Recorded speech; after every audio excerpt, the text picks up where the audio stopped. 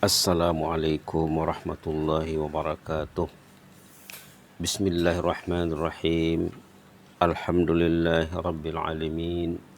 Wassalatu wassalamu ala asyrafil mursalin wa ala alihi wa sahbihi ajma'in wa man tabi'um bi ihsanin ila yaumiddin.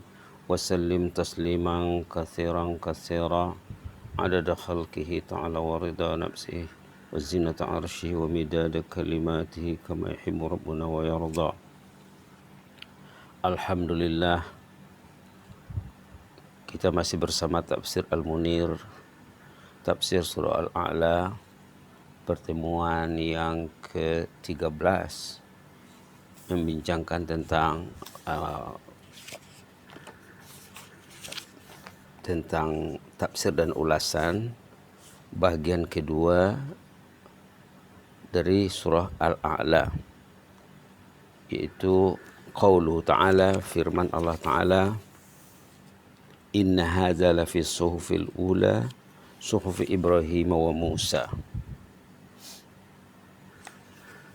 Inna hadza lafi suhufil ula suhufi Ibrahim wa Musa.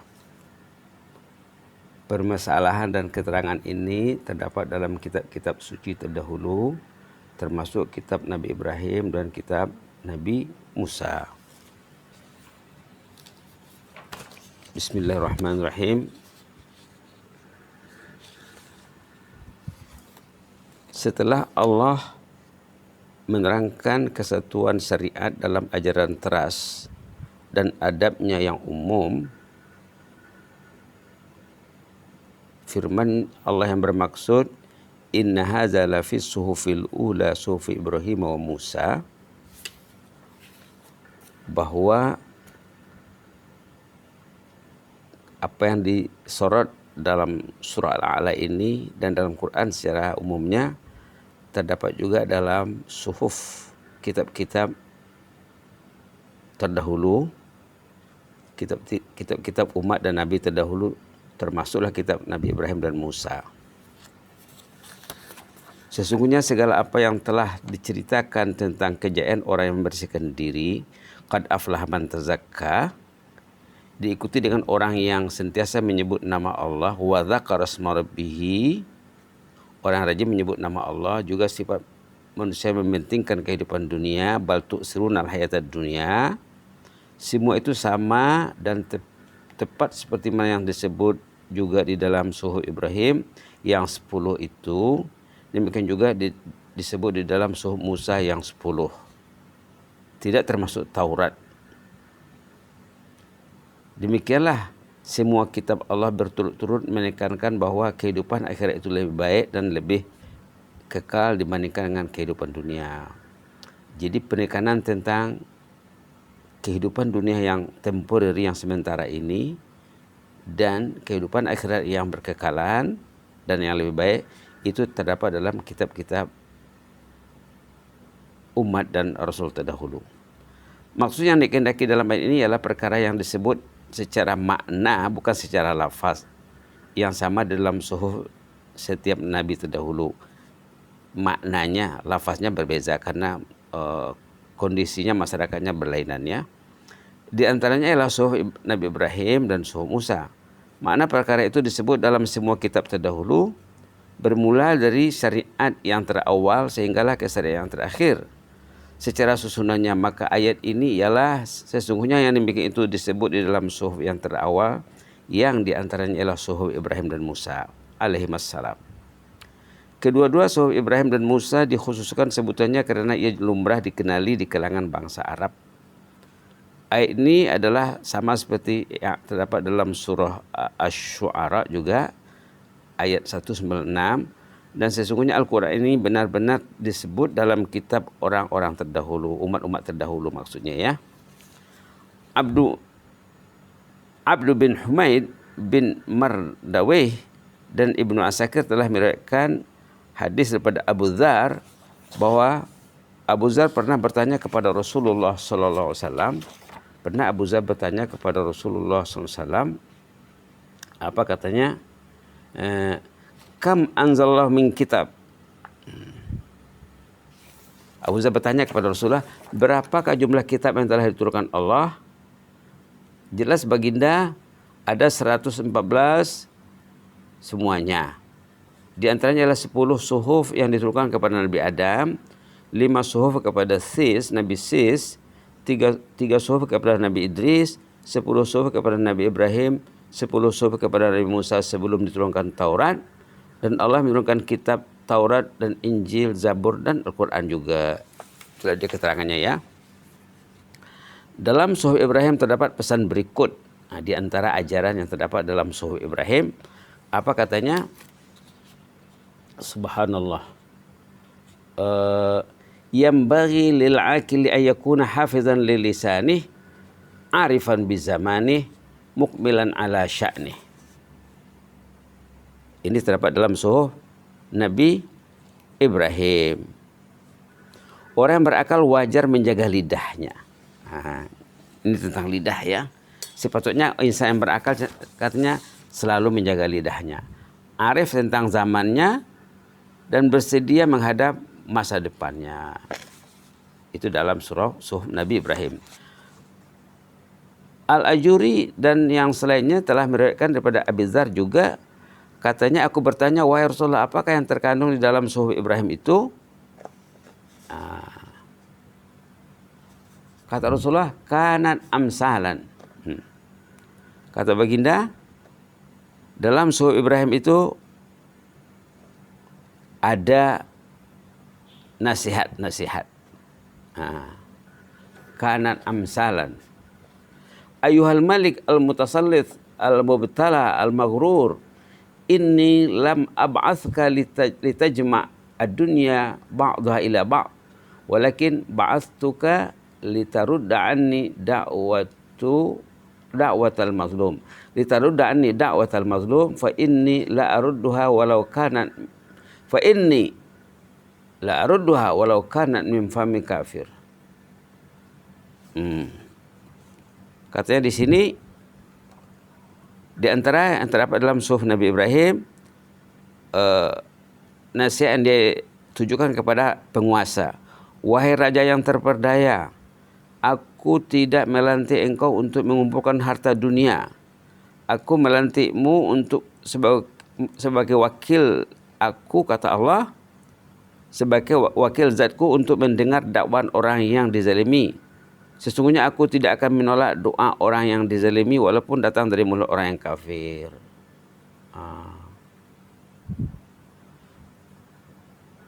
Walakin ba'astuka litarudda anni da'watal mazlum fa inni la arudduha. Katanya doa orang yang terzalimi tidak akan ditolak walau kanat min fami kafir. Walaupun orang kafir. Kalau orang teraniaya bila dia berdoa akan didengar Allah, katanya. Ini bahayanya perbuatan menganiaya. Di dalam juga terdapat kata-kata orang yang berakal itu hendaklah memperuntukkan bagi dirinya 3 masa. Ada juga dalamnya katanya wa 'alal akil ayakuna lahu 3 saat. Ini tentang pembagian masa ini. Sepatutnya orang yang berakal membagi masanya untuk 3 urusan penting. Sa'atan yunaji fiha rabbah. Pertama, masa untuk bermunajat kepada Allah. 1. Yang kedua, yuhasibu fiha nafsah, saat untuk bermuhasabah. Kita akan ada saat peruntukan masa untuk bermuhasabah. Yufakkiru fiha fi sun'illahi azza wa jalla ilaih, memikirkan ciptaan Allah yang diberikan kepada kita ini. Apa yang dianugerah Allah yang diberikan kepada kita. Wasa'a yakhlu fiha li hajati nafsih minal mat'am wal mashrab. Dan satu pembagian lagi untuk mencari keperluan makan dan minum. Jadi 3 pembagian tadi ya. Pertama untuk munajat kepada Allah. Kedua untuk bermuhasabah diri tentang anugerah ciptaan Allah yang diberikan kepada kita. Dan yang ketiga untuk menunaikan hajat keperluan makan, minum, dan lain-lain sebagainya.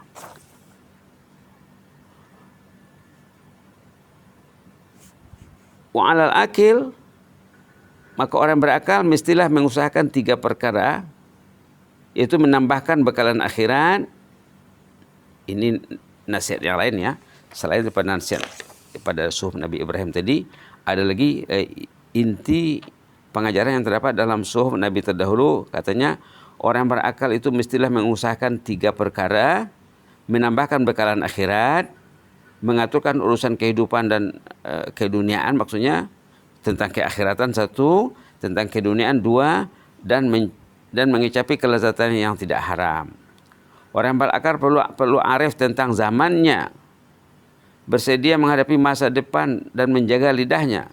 Siapa yang menghitung perkataannya termasuk amal ibadahnya, ini saya kuranglah dia bercakap melainkan dalam urusan yang penting sahaja.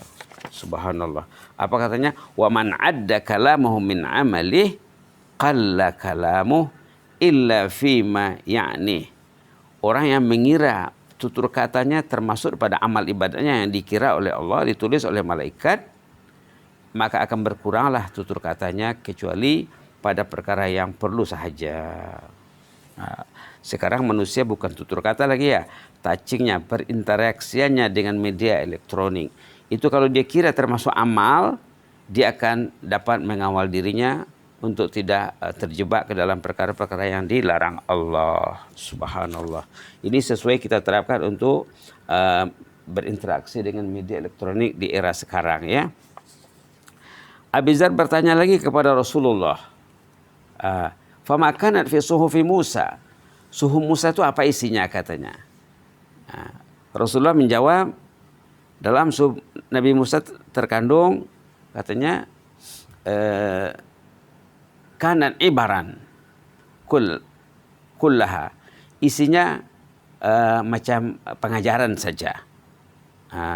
Pengajaran saja, iktibar. Antaranya ajibtu liman aiqana bil maut kaifa yafrah. Di antara kandungan yang terdapat dalam suhuf Nabi Musa, anehlah orang yang yakin bahwa dia akan mati, macam mana dia boleh beriang gembira lagi. Artinya apa? Kalau orang tu ingat dia akan mati, dia akan sedih, dia akan bekerja keras, dia tak akan mau buang masa lagi, tak mau gelak ketawa yang tak tentu. Bukan tidak senyum maknanya ya. Senyum tu memang sunnah ya. Seterusnya wajib tu liman aikana bil qadar kaifa yansab. Anehlah orang yang yakin dengan ketentuan Allah, qada dan qadar Allah, macam mana dia boleh berpenat lelah lagi, macam dia tak yakin. Sebagian manusia dia mengusahakan urusan keduniaan, berpenat lelah seakan-akan Allah tidak campur tangan dalam urusannya. Katanya orang kalau dia yakin akan ketentuan Allah, dia tidak berpenat lelah dalam urusan keduniaan. Dia berpenat lelah dalam urusan keagamaan dan keakhiratan. Karena dalam hadis sebelum ini disebutkan, siapa yang memfokuskan urusan dunia, urusan akhiratnya akan terjejas katanya. Seterusnya wajib tu liman ra'ad dunya wa taqallubaha bi ahliha kaifa yatma'in ilaiha. Anehlah orang yang dia sudah kenal hakikat dunia ini, dah tahu dia hakikat dunia ini dan perubahan hidup di dunia ini, macam mana dia lagi merasa tenang dan tenteram di dunia ini dan kepada ahlu dunia katanya. Sepatutnya kalau kita nampaklah dunia ini sementara, berubah, banyak perubahan, banyak sesuatu yang baru, kadang-kadang perubahan itu kepada yang tidak baik, sepatutnya kita akan fokus kepada Allah. Wajib tu liman aikana bil hisab ghadan summa huwa la ya'mal. Anehlah orang yang meyakini dirinya akan dihisab besok lusa di hari pembalasan, kemudian dia berpangku tangan saja, berpeluk lutut saja, dia tidak bergerak. Dia tidak bergiat. Aneh itu katanya. Qala qultu ya Rasulullah, fal fi aidina syai'un mimma kana fi yaday Ibrahim wa Musa. Abu Dzar menanya Rasulullah SAW lagi, adakah yang terdapat dalam kitab kita ini katanya, kitab Quran, juga ada pada kitab Nabi Ibrahim dan Musa? Kata Rasulullah dalam menjawab pertanyaan Abu Dzar, na'am katanya, ada.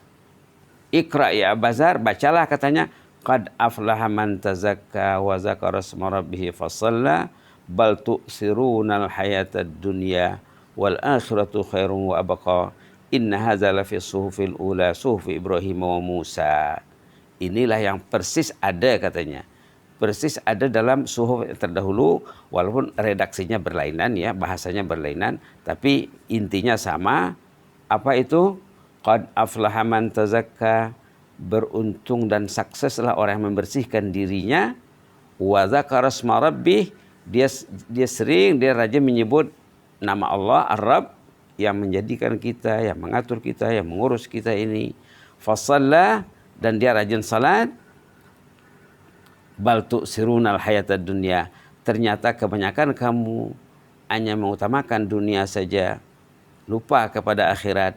Wal akhiratu khairu wa abqa, justru akhirat jauh lebih baik dan akhirat itu kekal. Inna hadza la fi suhufil ula, pengajaran ini terdapat dalam suhuf nabi-nabi terdahulu, umat-umat terdahulu, termasuklah suhuf Ibrahim wa Musa. Jadi ayat yang keberapa tuh? Ayat yang ayat yang terakhir ya. Ayat Bismillahirrahmanirrahim. Ayat 14, 15, 16, 17 sampai akhir. Ini persis ayat ini persis pengajaran terdapat dalamnya persis ada dalam suhuf Nabi Ibrahim dan Nabi Musa. Mudah-mudahan kita lanjutkan bersama pedoman hidup dan hukum hakam. Aqulu qouli hadza wa astaghfirullah li wa lakum. Inni uhibbukum fillah wa jazakumullahu khairan wa astaudiukumullah allazi la tadhi'u indahu wada'i'uh. Allahumma fas sultana wa iyana wal muslimin. Allahumma fas sultana wa iyana wal muslimin wan nas ajma'in. Allahumma fas sultana wal muslimin wan nas ajma'in. Allahumma faz lima hafizta bi ibadakas salihin. Allahumma fazna jami'an bima hafizta bi ibadakas salihin. Ifasna fil hali wal ma'al. Ya aziz ya muza'al ya mujibas sa'ilin. Wa sallallahu ala Muhammadin wa ala alihi wasallam. Alhamdulillahirabbil alamin. Wassalamualaikum warahmatullahi wabarakatuh.